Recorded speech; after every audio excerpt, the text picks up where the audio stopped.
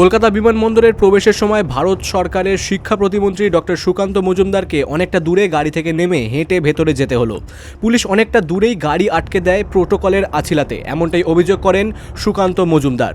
অথচ কিছুক্ষণ বাদেই যখন রাজ্যের মন্ত্রী সুজিত বসু ভেতরে প্রবেশ করেন, তখন তাকে একই পুলিশ কোনো প্রোটোকল না দেখিয়েই এয়ারপোর্টের প্রবেশদ্বার পর্যন্ত গাড়ি সহ যাওয়ার অনুমতি দিয়ে দিল।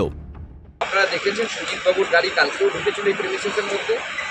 আজকে কেন্দ্রীয় এমওএ সহসত্ত্ব আমার গাড়ি এখানে ঢুকতে দেওয়া হয়। আমরা যখন পুলিশ কর্মীর সাথে কথা বলি, ওনারা বলেন ম্যাডাম মানা করেছে। আমি জিজ্ঞেস করলাম কোন ম্যাডাম, তো ওনারা বললেন ডিসি। তো আমি আমার অফিসকে বলে দিয়েছি ডিসির নামে আমি একটা প্রিভিলেজের নোটিশ পাঠাচ্ছি স্পিকারকে। উনি যাবেন স্পিকারের কাছে উত্তর দেবেন। কোন এখতিয়ারে একজন কেন্দ্রীয় মন্ত্রীর গাড়ি উনি এখানে ঢুকতে দেবেন না, অথচ রাজ্যের মন্ত্রীর গাড়ি ঢুকবে?